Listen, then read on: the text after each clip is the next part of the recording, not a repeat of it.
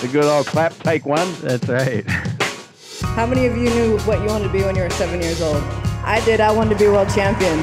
Hey, is there honesty involved in this podcast? Can we be honest? You can shut your fucking lips. And then I'll just say, put them up, what? Let's go. He's like, you look too pretty on the wave. Get ugly. We can talk about DMT if you want. I thought you were boxing.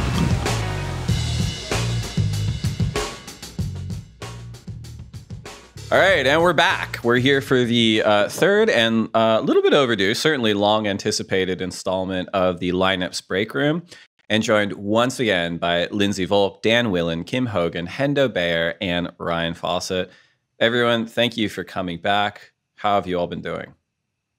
Great. Good. Fantastic. Resounding. Let's get rolling on today's topics because we have a lot to talk about. A lot has happened since our last break room, and a lot is about to happen. But winding the clock back a little bit, on the evening of Wednesday, August 11th, the WSL received word that the French government had declared a state of emergency in Tahiti, closing the border, meaning that the Outerknown Tahiti Pro, our scheduled final championship tour event of the season, was unfortunately canceled. This occurred mid-event in Mexico, and the surfers, who were certainly aware of the possibility that this all season could happen, woke up to the news, resulting in, really, no other way to put it, chaos. This impacted the WSL Final 5. This impacted the careers of the surfers trying to requalify. And I thought it'd be good for us to start out with a little bit of a behind the scenes across our different departments of the inner workings of the Tahiti cancellation, excuse me. What did it mean inside the building, and how did each of you find out about this news, and what did that result in for your day? Lindsay, do you mind starting us off? I would be happy to. Yeah, I found out that morning. I work in marketing, and at about 6 a.m., I'm up early anyway, but our chief marketing officer shot me a text and was like, hey, are you up? Can we chat? And so it's like, that's never good news. And she let me know then that it was canceled, and so wanted to think through the ramifications of that because, to your point, Dave, immediately we knew that without Tahiti, that the competition in Mexico was sort of altered completely. Like, what does that mean for our marketing play? What does that mean in terms of finals and the final five? And so we had a quick phone call on that. And then it was pretty much starting the scramble from there of trying to triage and understand what next steps were. But I don't think we ever really got ahead of that throughout the day. What do those next steps look like on your side, Lindsay, for like marketing? Yeah, so I mean, it was also tricky because we didn't know, the call for the event hadn't happened. So didn't know if the event in Mexico was going to run that day, but it's a couple different things. So it's like, for example, if the event was going to be on in Mexico, we already knew that it's basically a heat by heat scenarios play based on how scores impact the rankings, because what we're looking at is trying to zone in on who are the WSL Final 5. In the absence of Tahiti, we knew that everyone was going to be established at Mexico. So then when I say next steps, it's balancing, what is the messaging around tuning into Mexico, but then also throughout the day, how can we treat those moments to like the clinching moments for Gabe and Carissa. We sort of had an opportunity to do a nice playbook and closely zero in on when that was going to happen. But then for Mexico, because we had to rely on so many different factors like dropped scores, who wins one heat, it was sort of like all day figuring out the different scenarios. But because of the number of heats, the number of surfers, it was almost like those scenarios were endless. So that was a little tricky. The scenarios was the worst and the best part of the day because like we were getting information from everywhere and like it was really hard for us to figure out who was clinching. All of a sudden, like the whole season was going to be decided. Like the final five was going to be decided, the requalification and non-requalification was going to get decided like in the next like 8 hours. And so Slack was just all time that day. It was like Jordy's in. Oh wait, no, Kanoa's in. No, wait, Griff's in. Like it was crazy. And it was very exciting because I kept like I was going through a full range of emotions each time we got an update on who like the fifth member of the finals was. And then finally it was Connor at some point in the day. And I was like, is that even possible? Like I just had never considered that he could have done it. But like it was all over the place. We were like, there were so many scenarios flying around, and like requalification, we couldn't even really get to that day because there was like so much Final Five implications on both the men's and women's side. It was wild. I loved the comment that you said, like when we were doing our production for this show, and you said like it was crazy that you had to kind of put requalification on the back burner when that's like people's lives and careers, and you're like, that has to wait till Monday. Yeah, I was like, so when do we know who requalified? And they're like, no. Like that's next week. Right now, we just have to we have to do some clinch assets. We need to let people know who made the finals. But it was a wild day. Very exciting though. I feel like people watching the broadcast were getting like only a fraction of the drama because like there was so much happening. Like with every heat, with every wave, like all of a sudden Federico could make it. It was like nonstop. Yeah, I'll tell you, we felt that on the ground at Barra as well. I was in the post-production nerd cave, as we call it. And as those scenarios were coming to play, we're starting to build these play-ons to feature in the broadcast with people who clench it. So as those scenarios change, the editors are just scrambling to make these awesome edits. And, we felt so many different ranges of emotions from, unfortunately having Tahiti canceled to then focusing on the Final Five. And it worked out. It was a busy day, but at the end of the day, I think it turned out really good. Hendo, how did you find out? Yeah, so I didn't really know the day of. I could kind of sense this kind of weird energy going around. And anytime that executives or people come into the Nerd Cave, I kind of know something is going on. Dave, you've come in a few times to maybe review a score here and there or whatnot, but that day, I think a few, or like look at a wave or whatever, I think. No. He's pulling strings with the judges. For the record, I don't have my thumb on the scale being like, fuck that guy. He's not on my fantasy team. We're changed. That doesn't happen. Reviewing the scores, lowering some points. Not like review a score, but like look at a wave with the judge, whatever. When things like that happen, I'm like, oh, something serious going on. So that day, I'm not going to name names, but a few people came in and I had a clip to look at, and it was an announcement that it was being canceled. And I don't know if the majority of people there had known at the time, myself included. So I started QCing the clip and I'm like, oh, okay, well, that's the news. And then sure enough, they played it on the broadcast, and that's kind of how I found out. But during that, there was a certain TV show that was also recording around that whole situation. So tune into Apple. Maybe you'll check it out. There's going to be a lot of excitement. That box to box show is going to have so much good, like just insider drama and insight between everything that happened in Hawaii, the cancellations, the COVID stuff, the Australian leg. Like, I can't wait to actually watch that show and find out. Because on my side too, it's so interesting hearing everybody talk about like Final Five things and qualification and like on the ground. And I oversee podcasts and like music. And so my only thought was like, oh, Tahiti's canceled. We were supposed to have Keala Kennelly on. Should we not have her on anymore? Should we still have her on? Like she was going to talk about Tahiti. It's like a totally different experience. I wasn't even really thinking about Final Five. I wasn't, because it doesn't affect my like day to day. I mean, I was wondering who was going to make it, but that was basically as far as it went for me. It was just like, I wonder who's going to go in. One of the other things that I know we talk about, but I don't think gets enough credit, is the fact that like most of the places we go are pretty remote. And the event we were doing in Barra de la Cruz was really remote, and infrastructure was tough. Internet was really tough. And I was on the phone with the Tours and Competition office throughout that day, and they were really struggling because they had to work everything out in real time, cocktail napkin math. They didn't have the internet working either. So communication was a nightmare. Everything was delayed.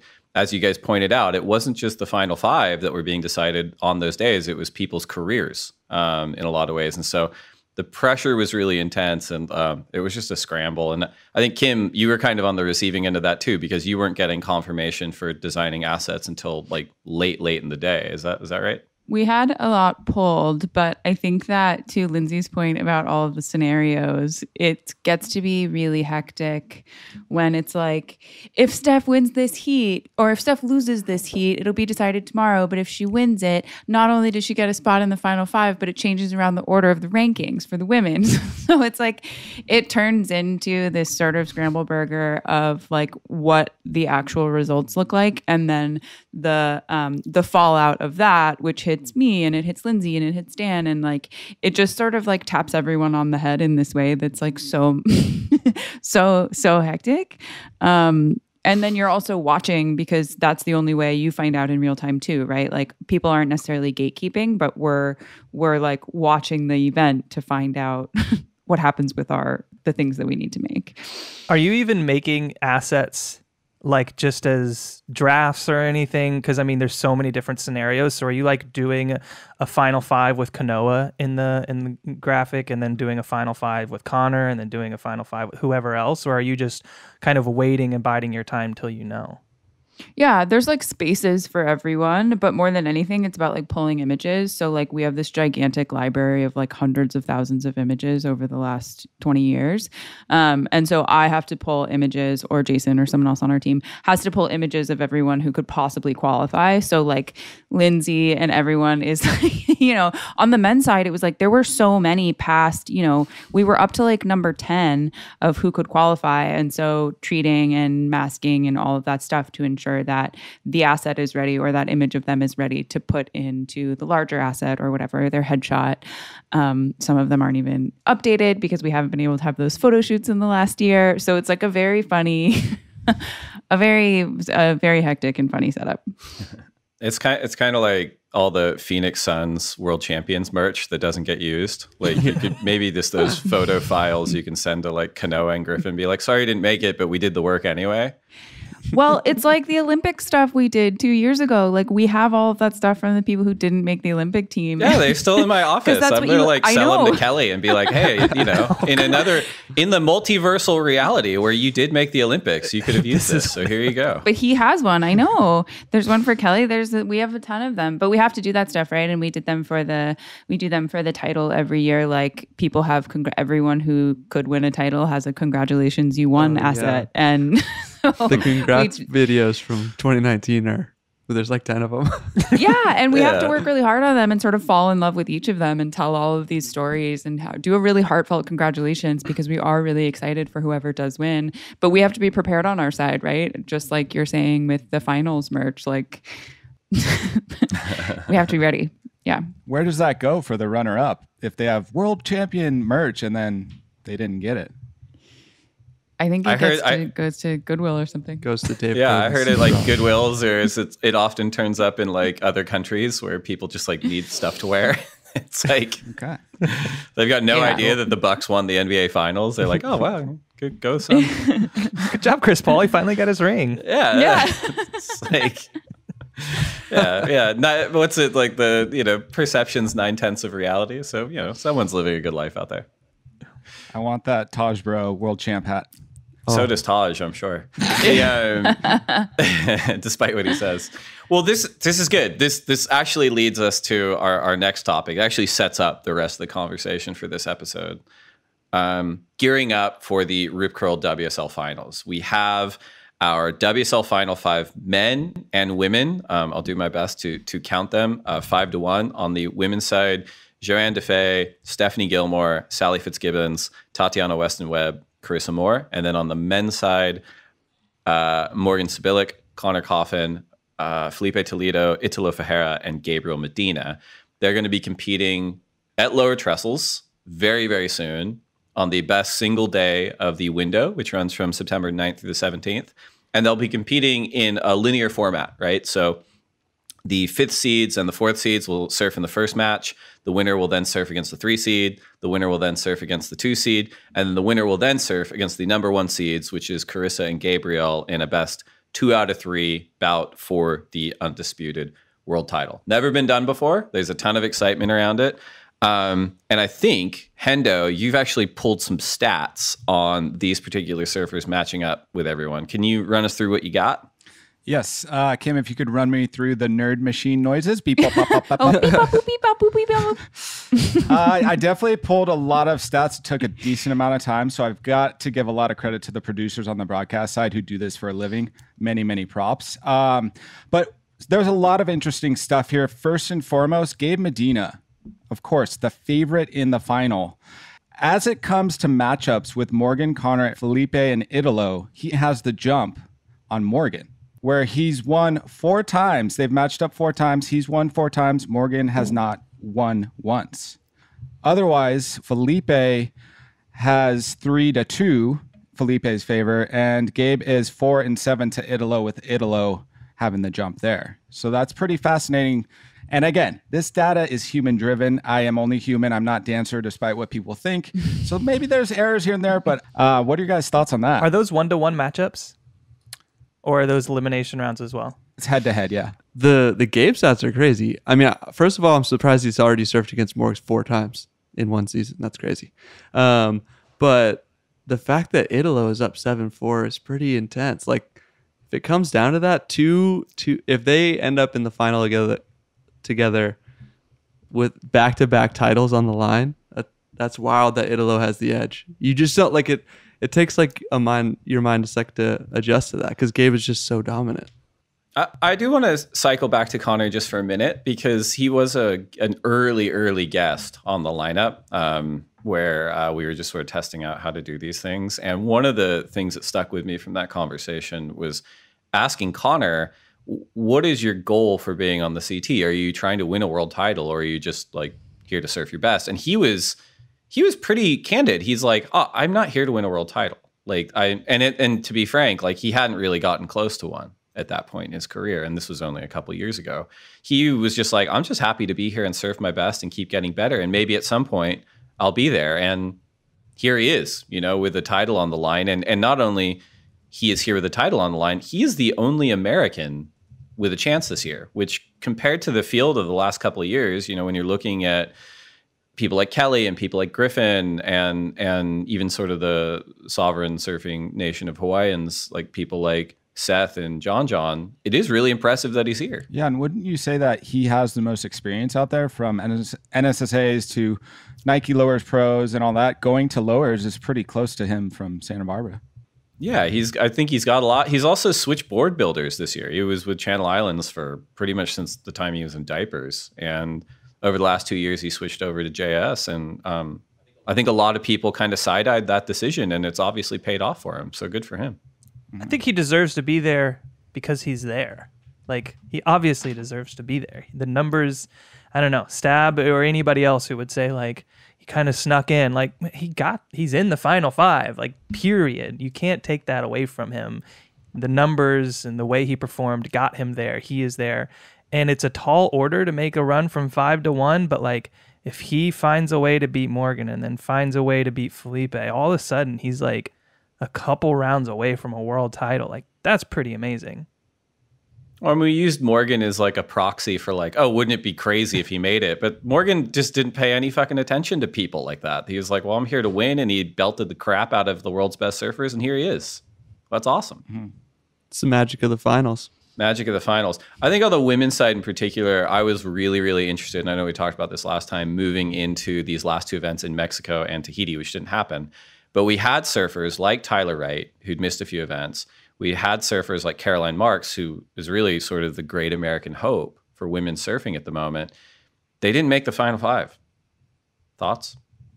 Yeah, it's surprising to me with Caroline, especially. I think that she would flourish at Trestles. She does some fantastic surfing out there. And when it came to Mex, I just don't know if she just put up those results. We saw a lot of people, when that announcement was made, they stepped it up, and highly props to Malia. She stepped it up into 5th gear and really turned it on. But when it came down to it, I don't know. Caroline just didn't. She's not in the final 5 now. It's kind of surprising on my end. Yeah, I think that surprising is the word. I think that especially like in the conversation we're having about Connor, the deserving aspect of it is tricky. Like, I think that everyone on the championship tour deserves a spot for it. But if they don't end up there, they don't end up there. And I think that exactly, it's surprising sometimes, but it's all based on performance. And that's the magic of it. So I think on the women's side, it ended up how it ends up. And better luck next year. See you on the Challenger Series, maybe for a little bit more waves. Yeah, I think the thing that's surprising with Caroline and Tyler for me on the women's side is like, there were no repeat winners in the women's side this year. Every event was won by someone different. So even though Carissa kind of ran away at the beginning, like, I would have thought that even the playing field enough for Tyler, who won the first event, to really like shoot up there. But it just seemed like no one could get like that second win and really just like nail their spot up there other than Carissa. I don't know. I was shocked that neither of them made it. But like, Sally won an event, Joanne won an event, Tati won an event, and they they deserve it. I mean, not deserve it, but they earn their spot. Yeah, I mean, you think about like if you were gonna take out like Tyler's being not there is surprising, Caroline not being there is surprising, but who are you gonna give the spot to? Like, who are you gonna take out? Joanne performed great all year. Steph, especially with the last win. Sally's been great all year. Tati was great. Like, who are you even gonna take out? To who did they perform better than? I feel like they didn't perform better than any of those 5. Mm-hmm. Well, that gets back to the whole point of the WSL and the championship tour and these platforms is it's like, surprising or not, it doesn't matter who you are. You have to go out there and perform, right? And that's kind of nice, like in a world that's a lot of times, style-based and flash-based and marketing-based and PR-based. It's like there's not really anywhere to hide in the realm of live competition. You either do it or you don't. And but that's what I like about the finals too. You got to go out and perform. You got to win the title. You got to win it in the water. You can't hide behind numbers anymore. It's like if the tour works that way, that's how the finals should work too. So that's why it's great. Well, on the topic of the finals, I'm super excited because we are resurrecting an old lineup favorite in the Time Machine. The Time Machine was a feature where myself and some of our guests, usually Pat, would wind the clock back on different years and plug in, hypothetical final 5 and hypothesize where they'd end up in the finals. And now we get to do it looking forward because we have our final 5. We know where it's going to be, lower trestles. And we have broken the break room into 2 teams, Ryan, Kim, and Hendo versus Lindsay, Dan, and myself. We're going to run through our picks, and the team that comes out performing better will earn a pizza party from the other team. So high stakes. Love the za. Let me throw one curveball at you guys real quick. The only 2 to win this at Trestles in previous events out of all 10 is Steph Gilmore and Felipe Toledo on both sides. Just to let you guys know. Interesting. Okay. Doesn't impact our choices. We're good to go. All right, so let's run through. What we'll do is Ryan, Kim, Hendo, do you want to elect a spokesperson? I elect Lindsay on our side to run through our picks, and then maybe I'll just tee up the matchups, and then whoever on your side, you guys go through your pick, we'll go through our pick. The record will be locked in perpetuity, cemented in the annals of podcasting history. Can't go back on it, and we'll see how we do. I think we'll take Hendo as our spokesperson. And you could just call us We'll Take Pepperoni, please. That, team name. Okay. All right. So the opening match, as we discussed, is going to be between Joanne DeFay and Stephanie Gilmore. Team Pepperoni, who do you got? We got Stephanie Gilmore. Okay. Linz? We also have Stephanie Gilmore. Ooh. All right, neck and neck. Match 1 on the men's side will be between Morgan Sibilic and Connor Coffin. Team Pepperoni, who do you got? We are going with the California kid, Connor Coffin. Late substitution on that one. Oh. Yeah. Oh. On Linz? our side, we are actually going with Morgs on this. We agree. We think that Connor is going to hit the water super fired up, and we think he's pissed about the Stab article. But in the end, Morgs just got luck on his side, and he's going to win this one. My 2 cents on that is that Morgs has been camping over the last couple of weeks or the last week since Mexico, somewhere in California. And it reminds me of Rocky IV, where Rocky was just out in the wilderness while Drago was in a lab getting juiced up. I think Morgan's got some Rocky IV vibes going on heading into the finals.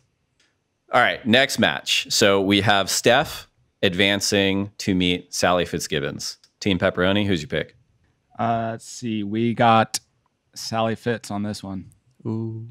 We're loving things are Sally. good. She looks great in the water right now. We agree that Sally looks great, but we think that Steph's sort of in to fight this one, and she's going to walk away with another win. Another departure. Just real quick, one of the reasons we had talked about Sally, and Hendo had mentioned this, is just the airs that she's able to throw. If she's able to put together some airs against Steph or Tati, she's going to be hard to beat. Yeah, it was a tough decision, but when it comes down to it, if there's air ramps there, we've seen Sally bust a couple good ones this year. Could favor her.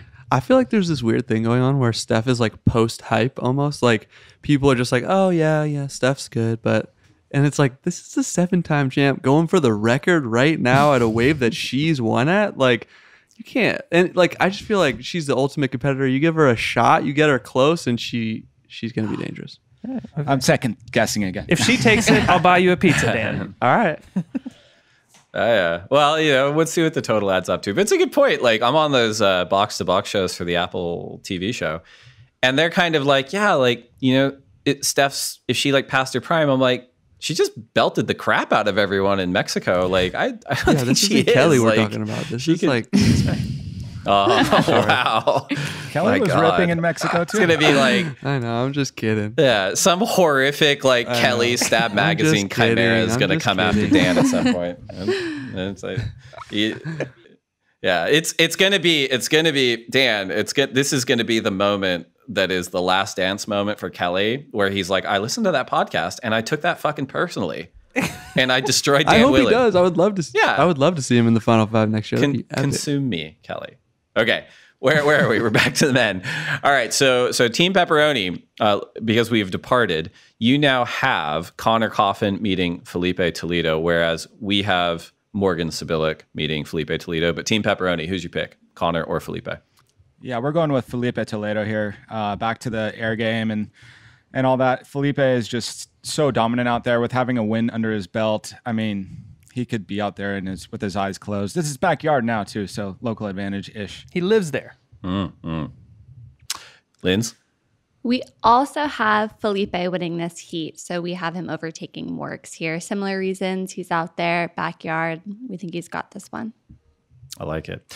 Back to the women, we have the number 2 seed, Tatiana Weston Webb, for Team Pepperoni, meeting Sally Fitzgibbons, and for us, meeting Steph Gilmore. Team Pepperoni, who you got, Tatiana or Sally? I got to say, I was so impressed with the run that Tati had this year. She was surfing great, ripping at Barra.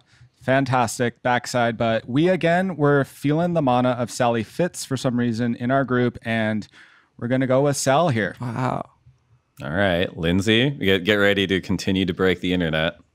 Yeah, we're going to go in a direction we haven't gone before and say Stephanie Gilmore is going to win this one. Keep it going. That's right. 3 wins for Steph Gilmore on our side at the moment. Wow. Steph's got to be tired then going into the final for you guys. She surfed so much that day. Get this, she's not tired. She's still fired up. She's loose. She's comfortable. The board feels better. Yeah, we like it. Back to the men, the number 2 seed, reigning world champion Italo Ferreira meeting the challenger Felipe Toledo for both teams. Team Pepperoni, who you got, Felipe or Italo? That's tough to do again because this dude is an ultimate frother. Italo, we love you, man. But the results, looking at it, we're feeling the vibes of Felipe flying around, so we went with Felipe again. Linz? Interesting. We also went with Felipe again. It broke our hearts to not pick Italo, but we did choose Felipe. I feel like it's Felipe's time to enter the ring a little bit. Like he was almost a forerunner to most of the storm because he won so much early on, and he's had to weather some criticism. I think he's fired up, and I think he's so dangerous everywhere. We're down to the final bout, which for Team Pepperoni is Carissa versus Sally Fitz. Who you got? All right. Well, again, I don't want to be the bearer of bad news here, but our team, don't point the finger at me, said we're going with Carissa 2 rounds, game over. Thanks for coming. Aloha. She takes it down. Not even one he win for Sally? Have you seen Carissa Moore in the water this year? I have not. I mean, come on. Interesting. Well, obviously we have departed up until this point, and our team has a final between Steph and Carissa. Lindsay? So on our side, Steph has won every heat thus far. Carissa's been watching from the beach. She's nervous. In the water, unfortunately, she loses to Steph. Steph breaks the record. Gets the title. Yeah, she breaks you the have record. Steph making a run the entire way? Mm-hmm. You heard it here first. Wow. Good for That'd be Steph. great. Good for you guys. Heroes get remembered, but legends never die, Ryan. Chris is not a legend? Yeah, Not wow, yet. bold. Yeah, that was cool. I would love to see this fairy tale play out. Steph, I mean, that would be fantastic. I would love that. It'd be I think it'd be amazing. rad that in year one, to prove someone could do it, like the first match to the final. I mean, you could not design it between two titans at that point. I think two bigger titans in women's surfing. Carissa is an absolute legend, and she's incredible. I'm excited. I'm excited to see how that plays out. The box to box show automatically gets a season 2 if that happens. I feel like they had a season 2 after we got COVID at Pipeline. Like they were ready to go. Men's final for both of us. We have Gabriel Medina, Terminator, 2-time world champion, against the challenger, Felipe Toledo. Team Pepperoni, who you got? Okay, so I don't know exactly how it'll play out, but we have 3 heats. I'm just going to go ahead and say Felipe's firing out the gates. He's frothed up from that momentum, and he goes and he takes down Medina. And then Medina is like, he gets pissed. He's feeling that competitive nature. He goes, come on, man, this is mine to win. Medina goes 1, 2, boom. Medina is your world champion. Okay, Wow. okay. Lindsay? Similarly, on our side, we have Gabe and Felipe in the end. We similarly think that in that first heat, Felipe is going to win it, and then Gabe's going to come back and get those next 2 and win the title. All right, so we agree. Happy We Gabe. agree. Can't lose. Yeah. Plenty of departures though, right? So we'll see how it plays out here. The Rip Curl WSL Finals will go down at Lower Trestles on the best AO waves between September 9th through the 17th. Do not miss it. We're going to be going to a commercial break, but when we come back, we're going to get into some darker territory for our final topic and get to the listener questions. We'll be right back. Okay, we are now coming back from commercial break. Not all of us made it back. Unfortunately, Lindsay Volk had to do her day job. She had to go to another meeting, but we appreciate her contributions. And if we talk long enough, she said she'd come back. So if we just kind of like play this out, we can get Lindsay back. But we talked about how the cancellation of Tahiti created so much chaos inside and outside the building that we all had to weather. And we talked about how that impacted the WSL Final 5. We also talked about how that impacted the requalification careers for a lot of the surfers. There were a lot of surfers who were hoping to get another chance in Tahiti to get into the qualification zone for the 2022 Championship Tour.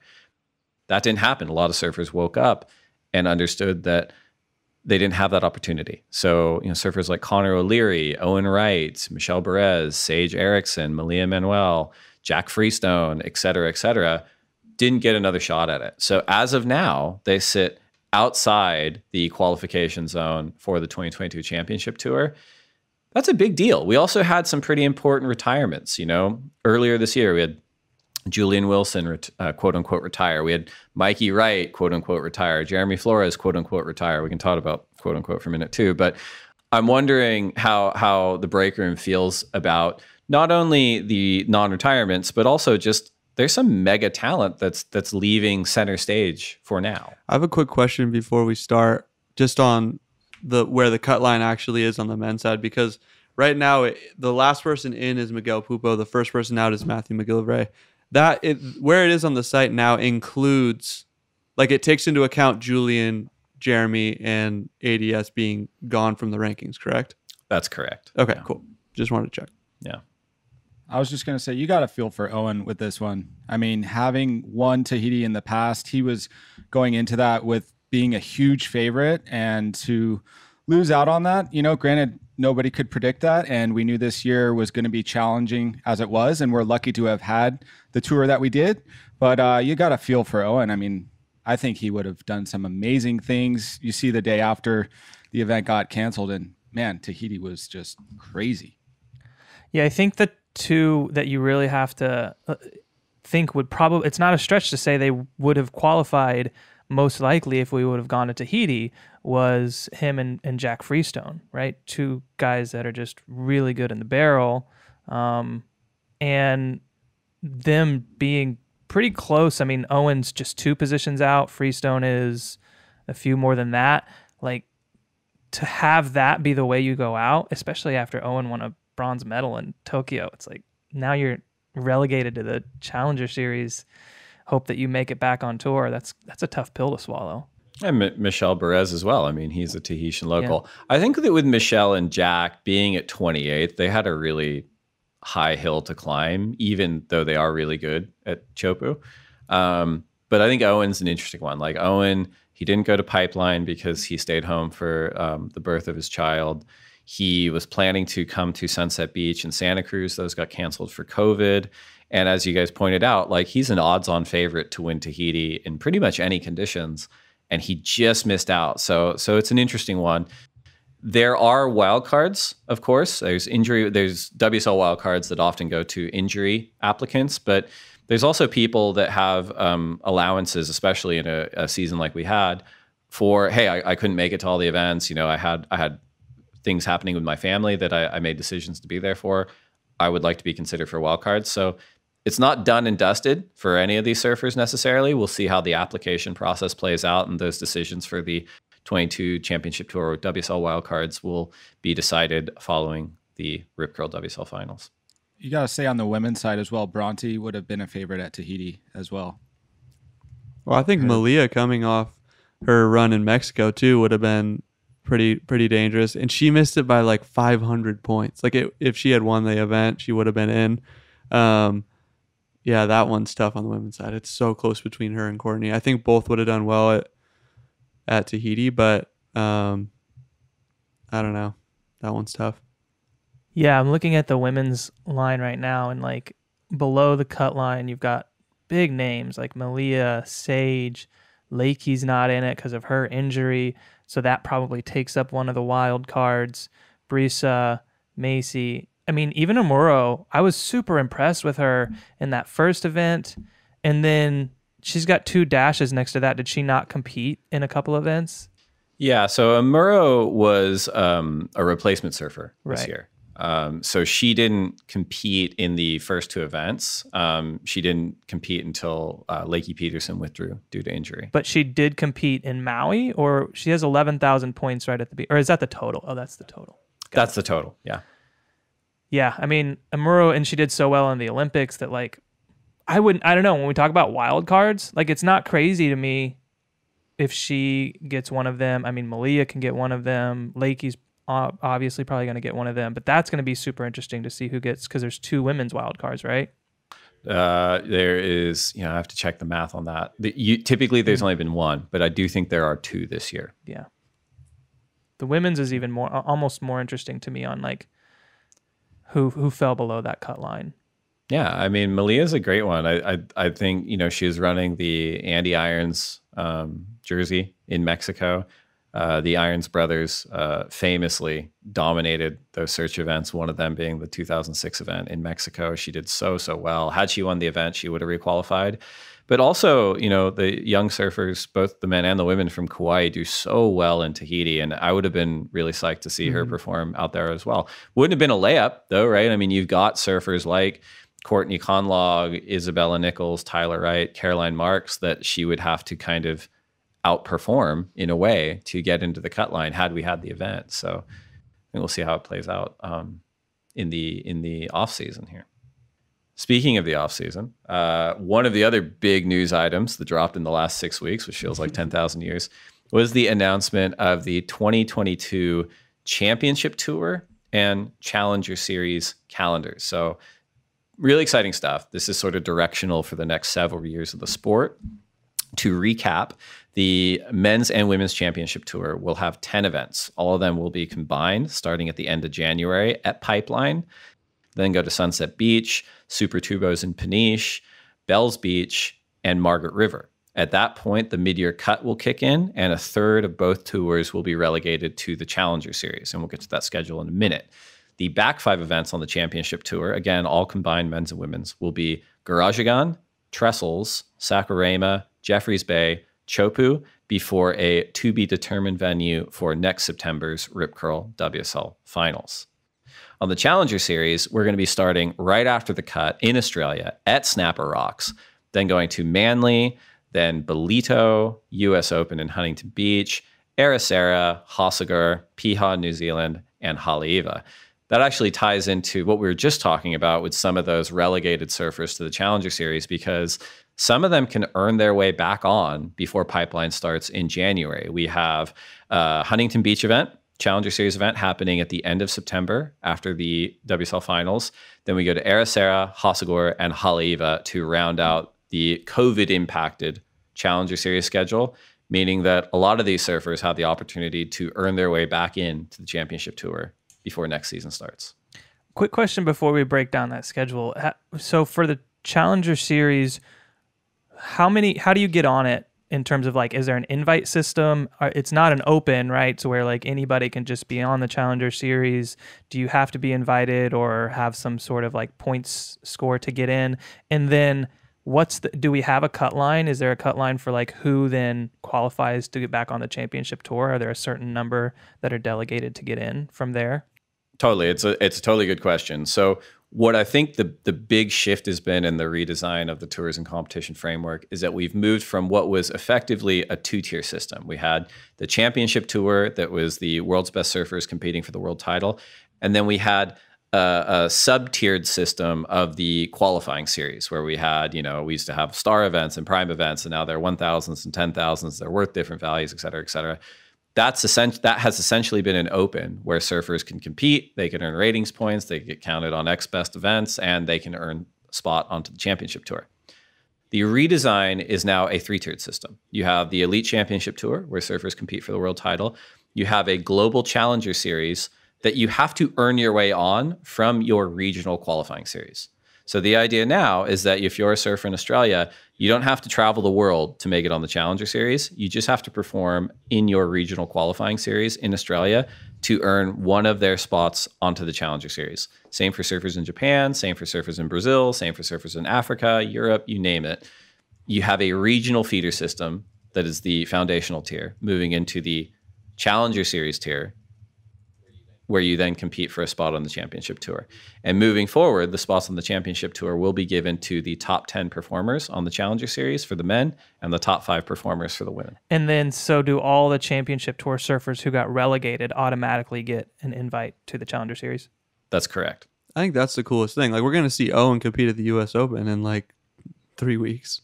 Like less than a month. If he wants to. Yeah, I mean, right? if he... Just because you have a spot doesn't mean you got to take it. Well, we could see Owen competing in 3 weeks. But I just think it's cool that all those guys and girls could be back before the end of the year, basically.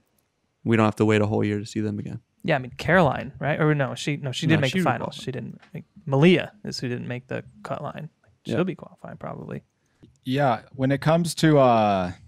the Challenger Series, I'm looking at the events and I'm pretty fired up to see them. I mean, Gold Coast as a quote unquote QS, I mean, that wave alone is so rad, and let's hope that it gets as much coverage as a normal event. I'm really looking forward to that. And Piha, New Zealand, don't know anything about it. Love seeing new events. And to wrap it up in Hawaii, I don't know, it's pretty exciting, really. What do you think, Kim? I'm excited about it. I think I'm less bummed as everyone about the people who didn't make it, because I think it always ushers in like a really cool opportunity for people who we're not always talking about to sort of enter into the fold.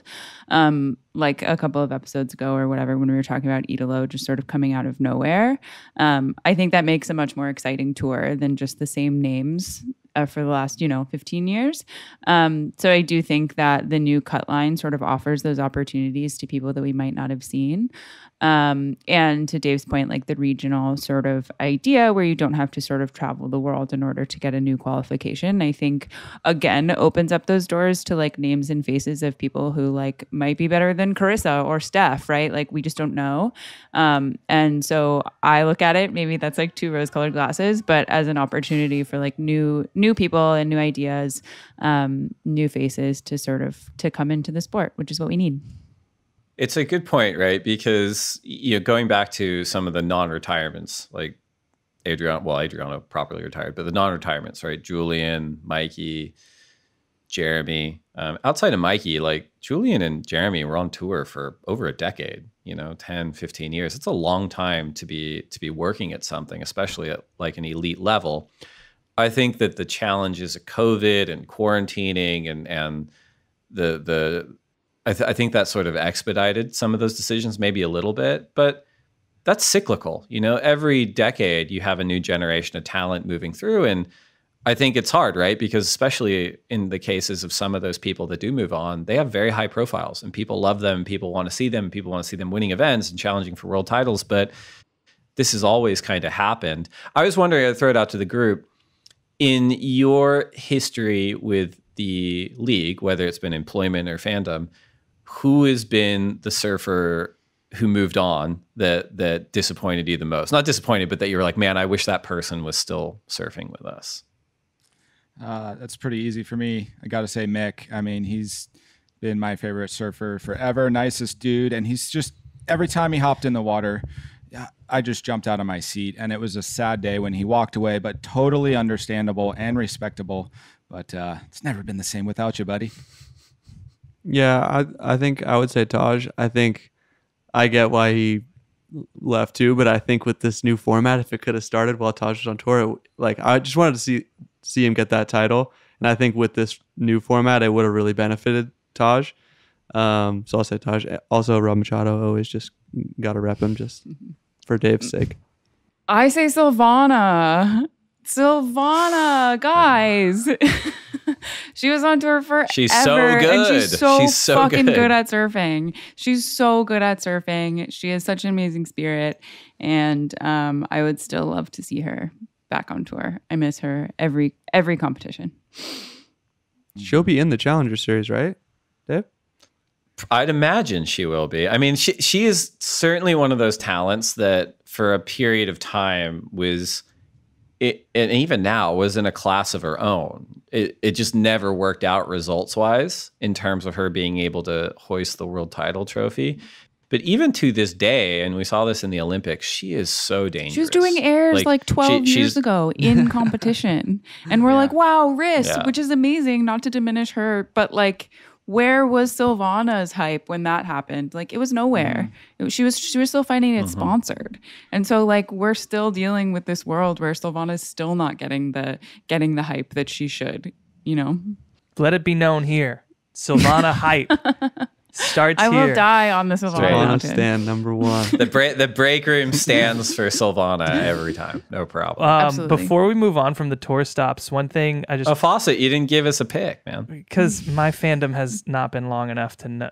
That's okay. That's part of the question. I'm going to say Taj and Silvana sound like great answers. ADS. We love ADS. Oh, wow. Okay. I did want to say before we move on the CT tour stops, one thing that, and I know this schedule came out before we probably hit Mexico, but like not seeing Mexico on there is a bit of a bummer to me. I haven't been behind the door, privy to these behind the door conversations about like where our finals are going to be, but I would put like my cap in for Mexico because I think Barra gave us the best waves of the year for sure, and in my opinion, right? I mean, what was better than Barra? And then you just really like consistent year after year waves of like some of the best waves we have. So like, I would hope we can go back to Mexico next year. If that, I mean, it's not on the schedule, so maybe in the finals. And I think it should be part of the tour regularly.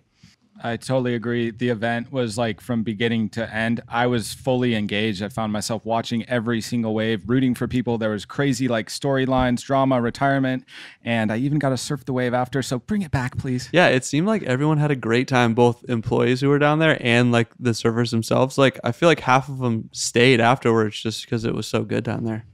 People are still down there. Yeah. All feedback duly noted as we work through our finals options for next year. All right. Well, we're going to do one more break for commercials. And when we come back, we will rampage through the Instagram questions. We'll be right back. Okay. We are having a supersized Instagram question session. Fortunately, we have a quorum of people here from the WSL that I think can attack almost every question that got sent through. Ryan, I think you're going to read the questions and then we'll all take stabs at answering when it's relevant. We're going to fire through these because we have got a large mailbag, and thank you to everyone who wrote in. We love the large mailbags because it gives us a lot of topics to talk about. So first question from Masciano. Who should get the wild cards for next year? Next year's tour. Kim, what do you think? I would say that I trust whoever Luke thinks should get the wild cards because he knows much better than I do. Who's Luke? Luke is the asker of this question. Great friend of the WSL. Friend on of the women's pod? side, I think, friend of the pod. Yeah. Okay, good. I think Leahy's obviously super deserving. We went over this earlier in the conversation, and there's tons on the men's side. So we'll have no shortage of qualified wild cards next year. Next question from Croft_9. Do you get to travel to all the competitions? Croft, I have been to the majority of them, I would say. I haven't been to Mundaka, but otherwise, since the last 5 or 6 years, I've been very fortunate, lucky, and grateful to have gone to basically every event. So I'm very fortunate in that respect. It's worth noting that not everyone does because I have yet to be at an event. I haven't gone to a single travel event. So same. I think the finals will be my first event. I saw you guys at Surf Ranch. I guess that's true. Dan wasn't there. We do talk about a lot, like if we got to go to one event, which one it would be. It would not be Surf Ranch. No, Which one would it be for you, Dan? I think J-Bay is like the consensus that it's the best. Yeah. Yeah, J-Bay is cool. Dave, can you make it happen that all of the break room gets to break room travel live from break room on location? Yeah. I mean, I've been told our podcast is the most profitable property in the building. I think we've earned it. Hey, let's do it. Break room on Safari. Live from Jeffreys Bay. Next question from Willie Goat 0230. Is the finals format a good idea and is it sustainable? I mean, I think it's sustainable as long as we want to make it sustainable. I love the format. I think making athletes win titles against other athletes is the way that sports should be decided. I think that some of the best moments in the history of sports are when underdogs beat favorites. And I think that's the big thing about it is like, oh, Gabe and Carissa deserve it. Like why don't they win it? It's like, is that how you want every sport decided? Like the Patriots don't get upset by the Giants. We miss out on that amazing sports moment. I just think it's a recipe for must-watch events and amazing drama where more people have chances to win titles. I think it's also important to remember that this was like champion decided. They all said, I want to win in the last heat of the season. I want to beat the best surfers of the season. Yeah. To all the feedback to all the people who say they hate it was like, well, the surfers, a majority of them wanted to do it. No one complained about seeing Italo versus Gabe in the final at Pipe to decide the title 2 years ago. I mean, I think it's just going to be that every year, so there's nothing to complain about. Not every surfer likes it. Maybe next week we'll get Kalohe's input on whether. I feel like he's come around to it. We'll see. Next question from Alex HB27. What would it take to bring back the search to the CT? That's a great question, Alex. The search was an awesome event that went down between 2005 and 2011, where Rip Curl, as an event licensee, had a roving license where they got to change the venue every year. And it was always exciting because I think everyone appreciated the change, the surfers, the fans, the media, and they went to some amazing waves. And like 2A season got incredible surf, like at every venue. It is a logistical nightmare trying to change venues year to year, which is why I think Rip Curl kind of gave it up after a while because they just said, oh man, this is really hard. Then the sport got acquired and things changed. I'm pretty happy that we've implemented a component of the search into the WSL Finals design, and Rip Curl is now sponsoring the WSL Finals, so it's the Rip Curl WSL Finals. But the idea is to take the world title deciding event to a different venue every year, which I think is great. I think it's great to keep things dynamic. I also think it's great to also not just kind of stack the chips for one particular surfer that might be good at barrels or might be good at beach breaks or might be good at point breaks. It means that every year it kind of changes up. So you truly do have to be the world's best comprehensive surfer to win a world title. What was your favorite search event, Dave?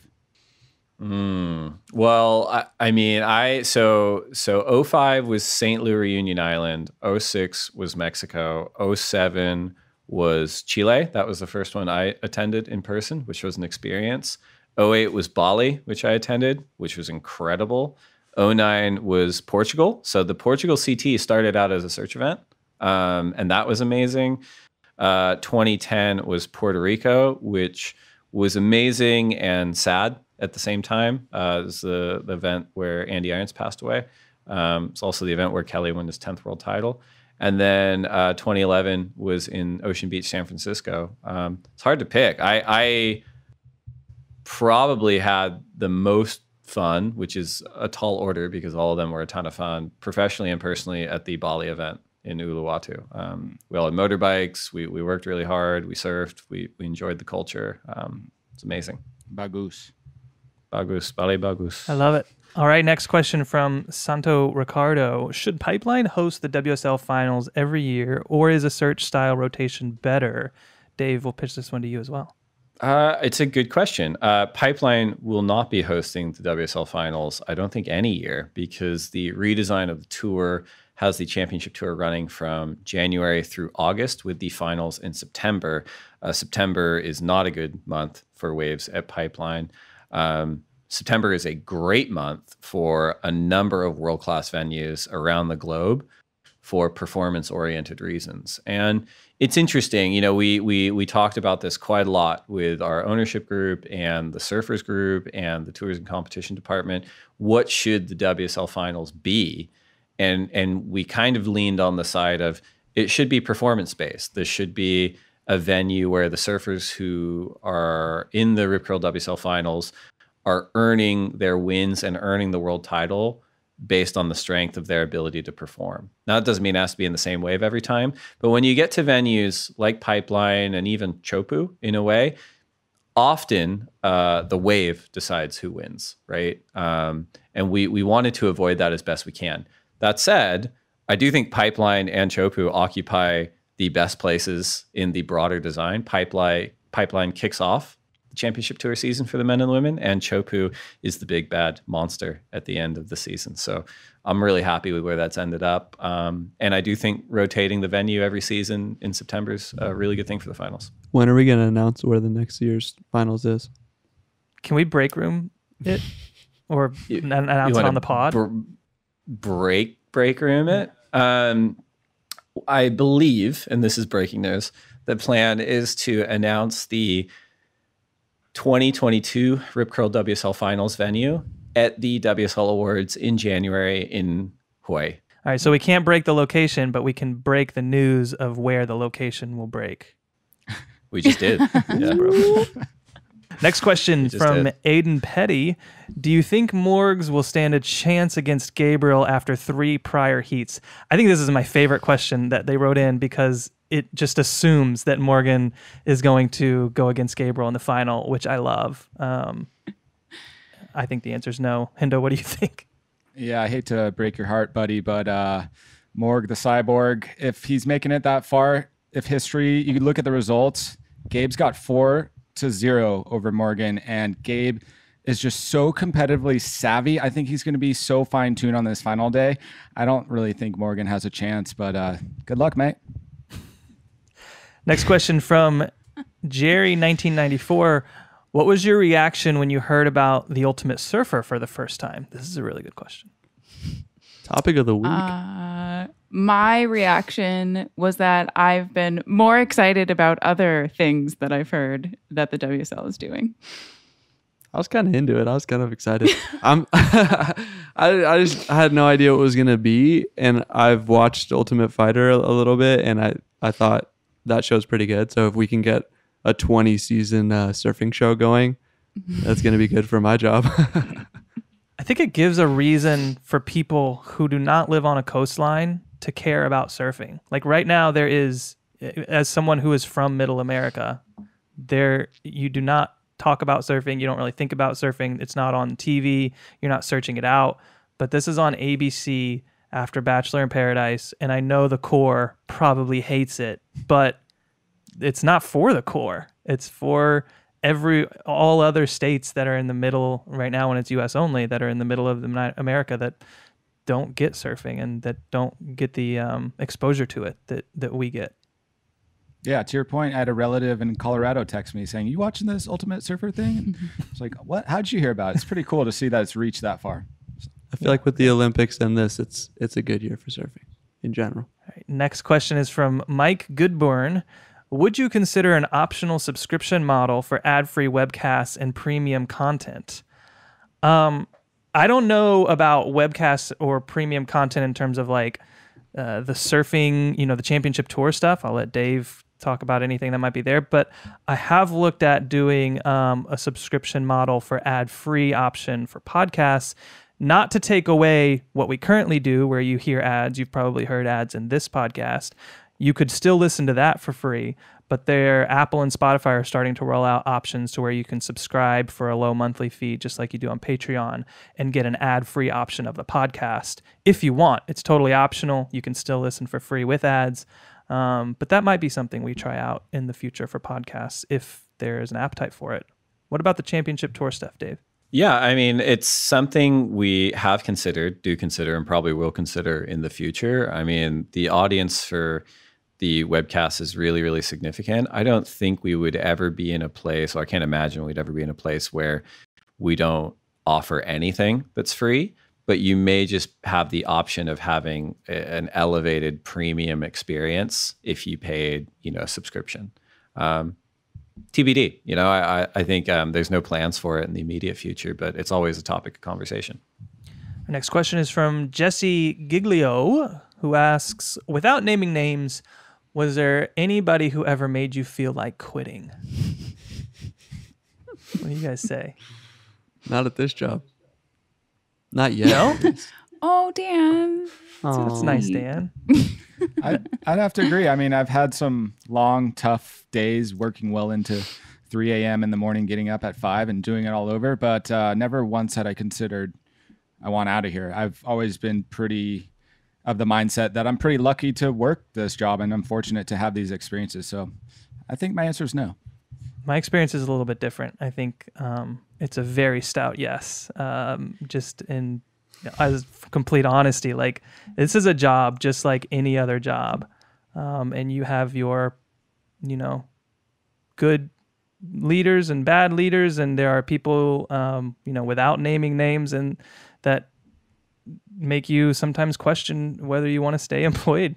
And that's total honesty. It's a job just like any other job. A lot of people think the World Surf League is like the dream of everything. And there are a lot of great parts about it. And it is a wonderful place to work. There are also times that are very, very hard. Dave? Oh, yeah. I've been here long enough, many times. I mean, just to echo Ryan, like, we're very lucky to do what we do, and I believe in it, and I believe in where we're going. But it is a place like anywhere else. And I mean, again, I've been here for long enough where I'm like, it's not worth it today. Didn't act on it, but yeah. We didn't hear from Kim. Oh, yeah. Kim was suspiciously quiet. She's about to walk off. Oh, yeah. Kim? Yeah, this experience right now, all of you. Just kidding.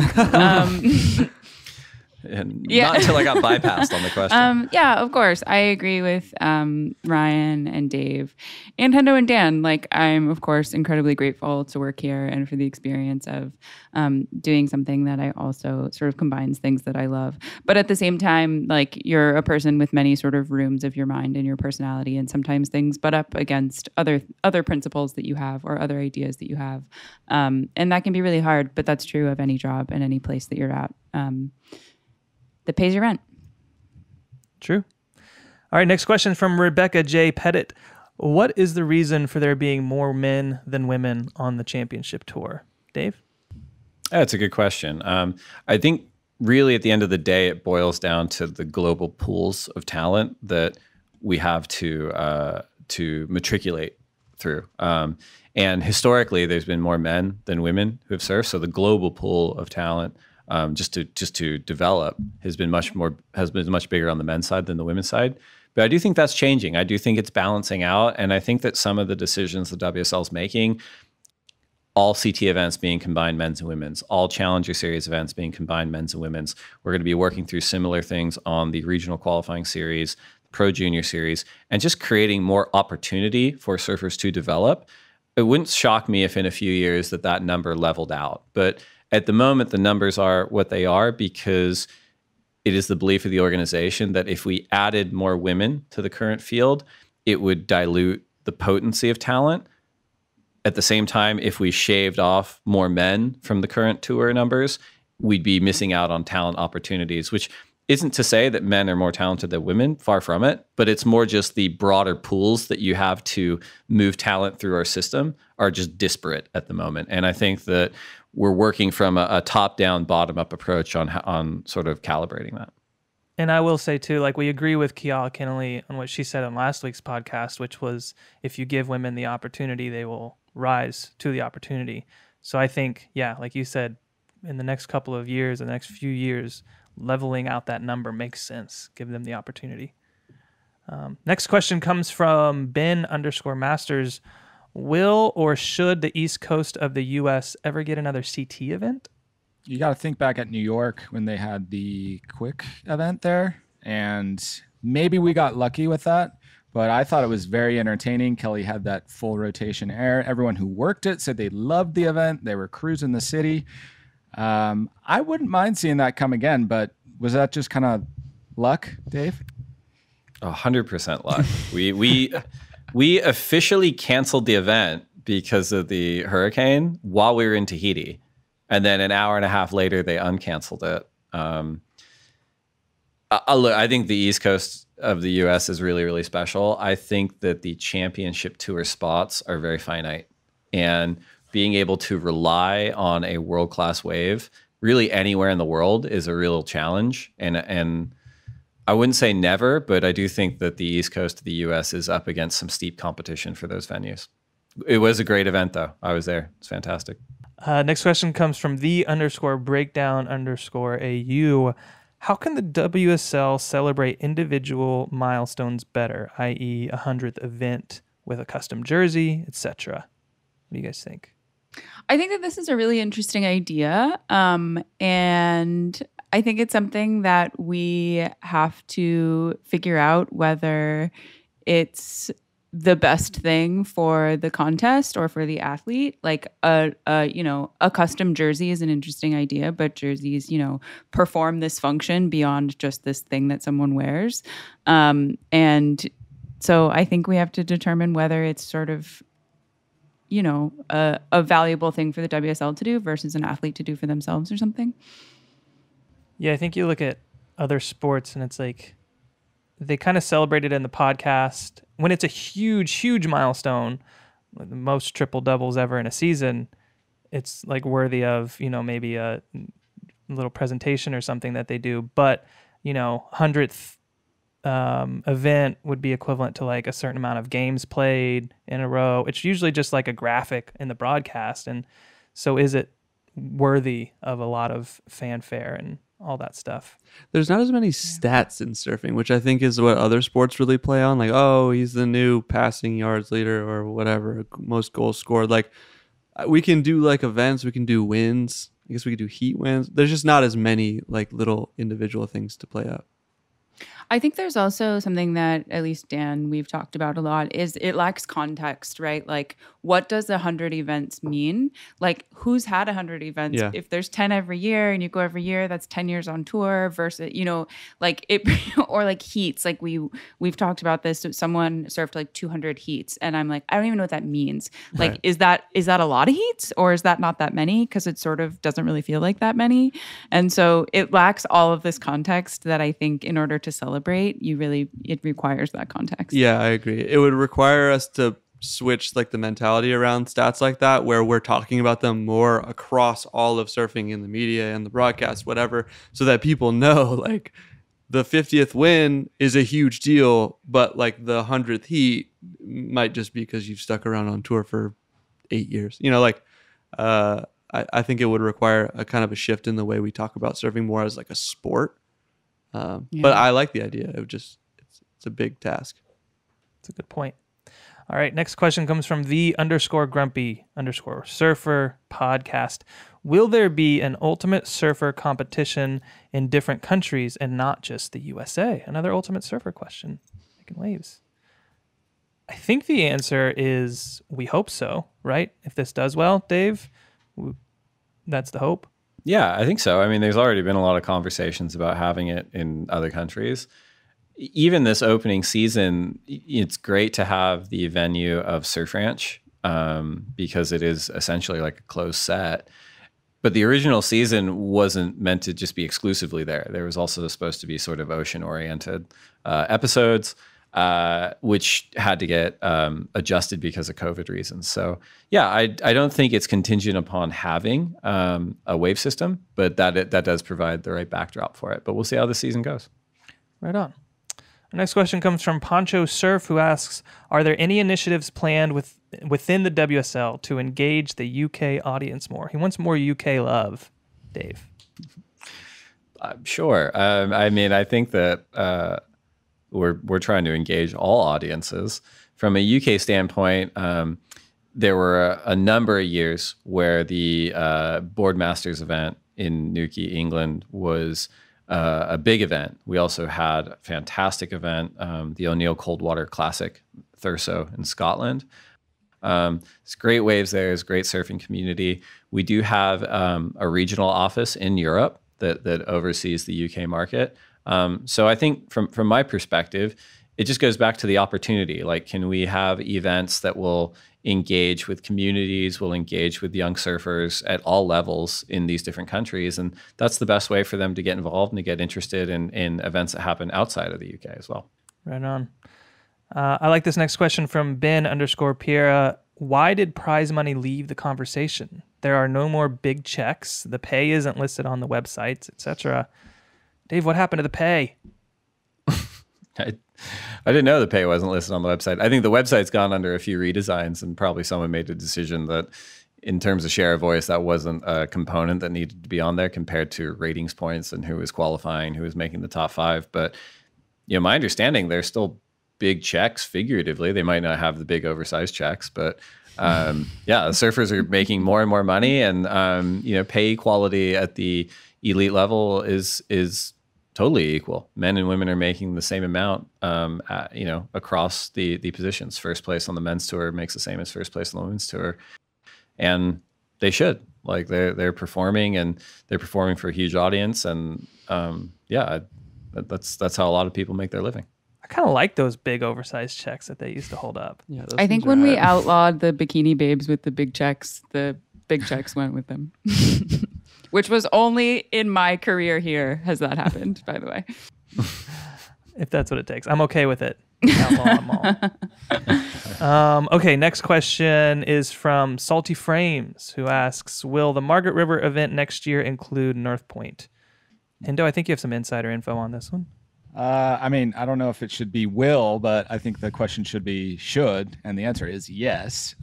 North Point is a fantastic venue. Logistically, it is a little bit more challenging to set up a broadcast there from the broadcast standpoint, and major props to everyone making that happen. But from the viewer perspective, such an entertaining and fascinating wave with barrel section airs. I hope so. I don't know, Dave. Yeah, I mean, I think traditionally North Point has been part of that event. I think this past year it was a little bit challenging just because of the COVID protocols and just really just our priority of keeping the community safe and our surfers and staff safe. But hopefully we're as a global community working together to kind of move past COVID in the next, hopefully soon. But by the time we get there next year, we'll be in a position to freely move around Western Australia and include North Point because it's a fantastic wave. Love it. Last question from Kago Mezer. What are your favorite surf spots in South America? I'll leave this one to anyone who has a favorite surf spot in South America because I've never been. I've only been to Brazil, and I have had some great waves there. So thank you, Brazil. Valeu. But I do dream of going to that point break where Ryan Birch was ripping those lefts to shreds in Psychic Migrations. Dave, was that Peru or Chile or something? I believe that was in Chile. You going to shape your own board too, Hendo? Yeah, exactly. Dave, you've traveled a lot. What are your favorite spots? Yeah, I mean, I've been to Peru and Chile and Brazil. I've gotten really good waves at all those spots. I'm a goofy footer, and the years that I went to Peru, there are world class left-handers there, And those are hands down the best waves I've gotten in South America, maybe ever. But yeah, all those places are great surfing communities and really good waves. And I always love going there. Love it. All right, well, that's our Instagram segment, our mailbag segment. Thank you, everybody, for writing in. Make sure you are following us on Instagram. We always put up a call for questions where you can write in. You can also send us a direct message at any point in time. We try and get back to those as much as possible. And yeah, we also put up call for questions for all of our guests. So if you have questions for our guests, you can write them in on Instagram at the Lineup Pod. That's it. That's the section. Hey guys, the next time we have a break room, we're gonna have our world champs. Ooh, you mean Steph and Gabe? Yeah. Ooh, me and Kim and Hindo are going to have pizza. I'm going to be eating the pizza you bought me. So. I'm going to have some pepperoni pizza right in front of me. Yeah, wow. We should all just eat in front of our microphones. Yeah. Everyone loves that. That'd be awesome. Lots of mouth sounds. Everyone loves that. Turns into an ASMR podcast. Yeah, exactly. Gross. Well, thank you, everyone. Thank you to the break room. Thanks to all our listeners, and we'll see you next time. Thanks, Dave.